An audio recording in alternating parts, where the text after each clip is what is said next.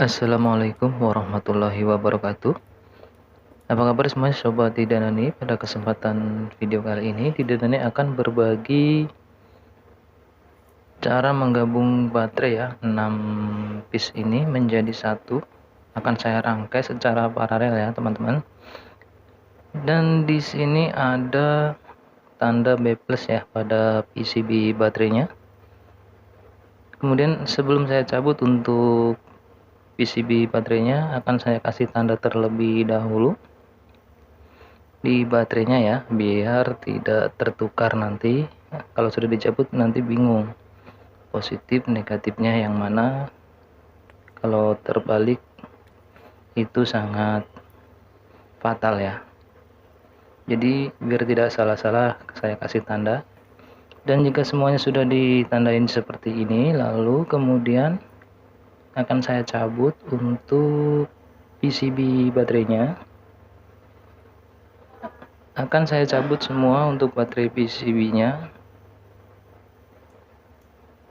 Oke, cabut semua, jangan sampai ada yang tertinggal karena yang saya butuhkan baterainya saja. Jadi PCB-nya saya cabut semua. Jika ada teman-teman yang bertanya, buat apa sih Bang baterai sebanyak itu digabung-gabung jadi satu? Nah, ini teman-teman, rencananya saya akan membuat power bank ya, dan baterai inilah yang akan saya gunakan sebagai baterai untuk power bank itu. Jadi ini saya gabung menjadi satu semua, nanti akan saya gunakan sebagai power bank. Untuk kapasitas baterainya ini satu baterai itu kurang lebihnya itu 2000 mAh ya, dikalikan 6 jadi totalnya itu sekitar 12.000 mAh. Nah, untuk teman-teman biar tidak tertinggal untuk video yang akan saya upload nanti untuk selanjutannya, jangan lupa di subscribe ya. Jika sudah dicabut semua seperti ini, kemudian akan saya ukur untuk kapasitas baterainya itu ada voltasenya berapa. Sorry, untuk voltasenya itu ada berapa ya, kita ukur ada 1, sekian, 1, sekian. Karena ini baterai saya beli secara random ya dari toko online, jadi belum tahu kapasitasnya. Nah, untuk baterai yang kapasitasnya di bawah 1 volt ini akan saya jumper seperti ini ya teman-teman ya. Buat apa sih di jumper seperti ini? Supaya tidak terlalu jauh selisihnya dengan baterai yang ada voltasenya. Jadi biar agak sedikit seimbang ya, jadi nanti saat di paralel tidak terlalu jauh untuk selisih voltasenya. Oke, nah setelah di jumper seperti ini kan saya ukur lagi, terukur di situ 1,9 volt, hanya untuk menyetabilkan saja ya, biar agak sedikit seimbang dengan baterai yang lain, karena yang lain ada isinya, yang ini kok nggak ada gitu ya. Jadi kita jumper sedikit supaya ada tegangan. Jika sudah seperti ini, lalu kemudian akan saya rapihkan untuk baterainya. Kita susun secara rapi seperti ini. Lalu kemudian kita bungkus menggunakan isolatif. Bebas teman-teman mau menggunakan isolatif yang plastik, yang apa ya, bebas, warnanya pun terselera Anda. Nah, di sini saya menggunakan isolasi yang kertas. Kita susun, rapikan supaya saat penyolderannya nanti lebih gampang ya, karena satu arah. Kita tanding lagi supaya tidak bingung antaranya untuk positif negatifnya. Jika sudah seperti ini, lalu kemudian untuk kaki-kaki baterainya itu kita rapikan semua ya, kita rapihkan, susun ya, supaya tidak ada yang tertinggal nanti saat penyolderan. Semuanya bisa terkena solder semua. Begitupun untuk kaki yang satunya lagi, ini kita susun juga nanti. Nah, jika sudah semua seperti itu, lalu kita rapikan lagi yang satunya, sama seperti yang kutub satunya, kita rapihkan. Jangan sampai ada kaki yang tertinggal nanti saat penyolderan. Karena apa? Saat disolder, kalau acak-acakan nantinya ada yang tertinggal, percuma dong baterai itu dipasang tapi tidak berfungsi ya, karena tidak terkena solder. Nah, lalu kita ikat supaya gampang saat penyolderannya nanti.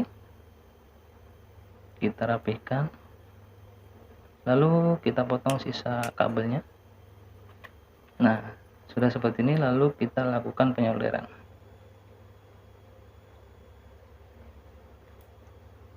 Oke, kita solder secara menyeluruh ya, secara rata, jangan sampai ada yang tertinggal.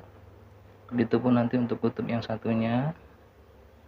Nah, buat teman-teman yang mungkin punya saran, boleh silahkan dituliskan di kolom komentar supaya buat inspirasi ya buat saya sebagai kreator, supaya ada inisiatif yang baru.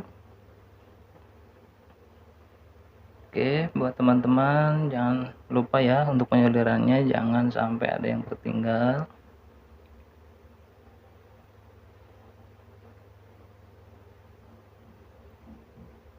Oke, jika dirasa semuanya sudah cukup rata, sudah cukup kuat ya, sudah terkena solder semua, pastikan tidak ada yang tertinggal. Lalu kemudian kita lakukan pemasangan untuk kabelnya. Kabel untuk baterainya ya, untuk kutub positif dan negatifnya kita pasangkan.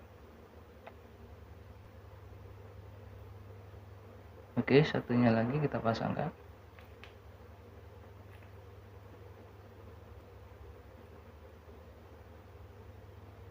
Nah, sudah. Lalu akan saya cek lagi, lalu akan saya ukur lagi untuk voltasenya setelah penggabungan ya. Setelah digabungkan semua, terukur di sini 1,07 ya. Ini ada sedikit hangat, tidak apa-apa, ini pasca penyolderan tadi. Karena voltasenya masih di bawah yang seharusnya, itu seharusnya 4, sekian, di situ cuma terukur 1 volt sekian saja, berarti masih kurang. Lalu kita lakukan pengisian ya untuk baterai ini. Oke, dan kita pastikan untuk pengisiannya itu berjalan dengan baik, maka kita gunakan voltmeter untuk mengontrolnya ya, melihat supaya kita tahu ini berjalan dengan baik atau tidak. Nah, dia meningkat tegangannya, kita tunggu saja sampai dia penuh. Tunggu sampai dia penuh beberapa jam ya mungkin ya, karena ini di bawah 4 volt sekian ya, dia cuma 1 volt lebih aja, mungkin agak lama. Nah, ini setelah kita lakukan pengisian dan terukur di sini 4 volt, 12. Oke teman-teman, jika sudah seperti ini akan saya coba untuk menghidupkan LED ini ya, lampu LED ini. Nah, ini sudah bekerja dengan baik ya, sudah cukup terang untuk menyalakan lampu ini, tandanya baterai ini sudah normal ya. Mungkin cukup sekian untuk video kali ini, mudah-mudahan ada manfaatnya buat kawan-kawan semua. Jangan lupa like, komen, dan subscribe-nya, sarannya ditunggu ya teman-teman untuk inspirasi saya untuk video-video saya yang selanjutnya.